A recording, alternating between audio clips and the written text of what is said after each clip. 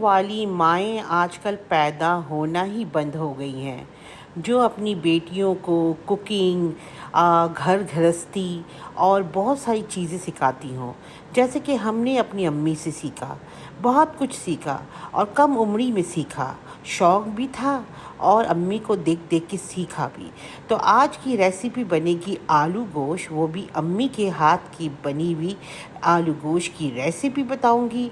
और साथ में हम अपने न्यू जनरेशन, अपनी न्यू बच्चियों को बहुत कुछ काम की बातें भी बताएंगे।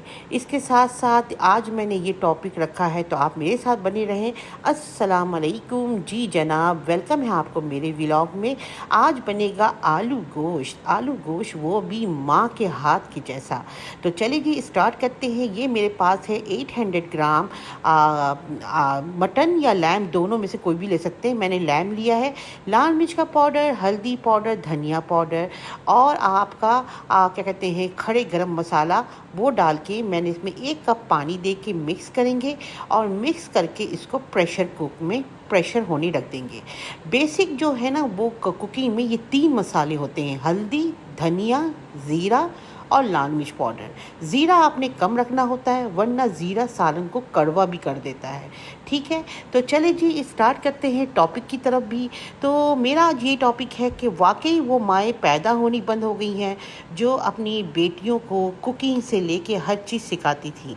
चलें यहाँ पे मैं थोड़ा सा बताती चलूँ कि ये मैंने 3 अदद मीडियम प्याज और 3 आलू लिया है, क्योंकि आलू गोश्त है, आलू तो जाएगा।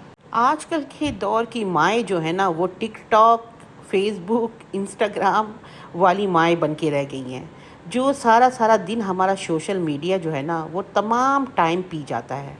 और यकीन जाने वो जो टाइम बच्चों का जो इम्पोर्टेंट ब्रिंग अप होने का टाइम होता है ना, बेटियों को बड़ा करने का, बेटों को बड़ा करने का, वो टाइम चला जाता है ये इंटरनेट मनहूस की वजह से। तो अगर आप इंटरनेट में कोई चीज़ सिखा रहे हैं, किसी को क्लासेस दे रहे हैं, जैसे कि मैं आपको सिखा भी रही हूँ, तो वो तो मुझे समझ में आता है कि आप इसके लिए टाइम निकाल रहे हैं। मगर जो बिला वजह फ़जूल में सिर्फ आपका टिकटॉक में बैठ के स्क्रॉलिंग करना या इंस्टाग्राम में बैठ के चिट चैट करना, कपड़े देखना, मेरे ख्याल में ये वक्त का ज़ाया है। देखें, थोड़ा देखें, मगर मैं यही कहूँगी कि ना बेटियों को ज़रूर तरबियत और कुकिंग वगैरह सिखाएं। अच्छा, यहाँ पे मैं बताती चलती हूँ, ये मैंने वो 3 अदद प्याज और आलू एक कट्ठे ही डाल देना है। और तेल डाला है मैंने 1/4 कप, और इसमें खड़े मसाले में छोटी इलायची, दालचीनी और 8 से 10 दाना काली मिर्च। ठीक है, इनको डाल के मैं इनको हल्का हल्का फ्राई कर रही हूँ। तो बात यहीं पे स्टार्ट करते हैं दोबारा से टॉपिक को, कि बेटियों को कुकिंग इसलिए सिखाएं क्योंकि जैसे कि आजकल के दौर में कुकिंग लगता है करना ही एक मतलब कि एक ना करना कुकिंग एक फ़ैशन बन गया है। मुझे तो ये लग रहा है। बड़े ही किसी मैंने शो में देखा था, मॉर्निंग शो में, रमज़ान ट्रांसमिशन में, एक खातून है, अच्छी खासी एज वाली लड़की है, आई मीन 30-32 की होगी, मगर वो इतने फ़ख्र अंदाज से कही थी, मुझे तो कुकिंग नहीं आती, मैंने तो सीखी नहीं, और मैंने अपने घर में, माँ के घर में एक चम्मच तक नहीं हिलाया।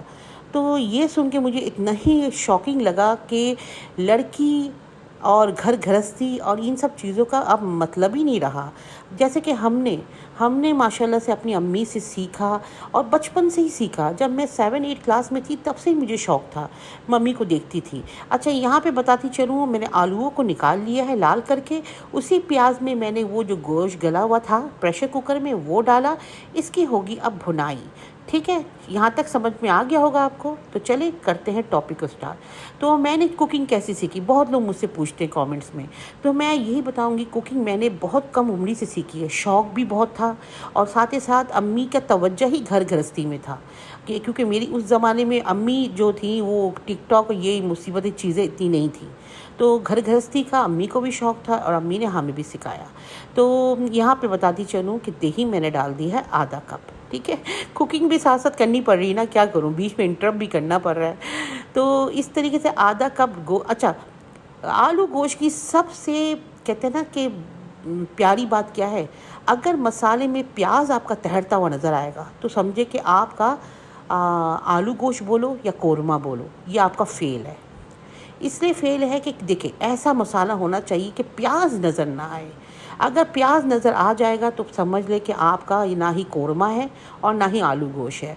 तो प्याज को गला हुआ होने के लिए आपको एक तो प्याज को बारीक काटना है, दूसरी चीज़ ये है कि प्याज को आपने इतनी भुनाई करना है कि वो गल जाए। यहाँ पे मैंने डाल दिया है आलू, जो हमारे लाल किए हुए थे, निकाल लिए थे। आलू डालेंगे हस्बे ज़रूरत, इसको थोड़ा भून के इसमें 1 गिलास से 1.5 गिलास पानी डालेंगे। ठीक है, आलूओं में अगर थोड़ी कसर रह गई है तो वो भी गल जाएगी, और गोश्त तो हमारा गला हुआ है ही। तो इस तरीके से हम आलू गोश्त बनाएंगे, इतने मज़े का बनता है ना, आप चावलों के साथ खाएं, दिल खुश हो जाएगा। तो बात यही है कि ना, बच्चियों को कुकिंग थोड़ा बहुत ज़रूर सिखाएं। पढ़ाई अपनी जगह, मगर घर गृहस्थी भी तो सिखाएं ना भाई। ऐसा ना हो कि कोई बिल्कुल ही फुअर किस्म की लड़की आपके घर में आ गई हो जिसको अंडे बॉईल करना भी ना आए। बड़ी ही हैरत होती है। एक हम लोग थे उस ज़माने में, कसम से सब चीज़ सीखी, और आज अल्हम्दुलिल्लाह बच्चों से लेके हस्बैंड तक को ऐसे ऐसे खाना खिला रहे हैं कि हस्बैंड भी कहते हैं कि भाई तुमने क्या कुकिंग की है। कहते हैं ना, इसी को कहते हैं औरतों का घर गृहस्थी तालीम के साथ। तो चलिए जी, इजाज़त दीजिए, अल्लाह हाफिज़।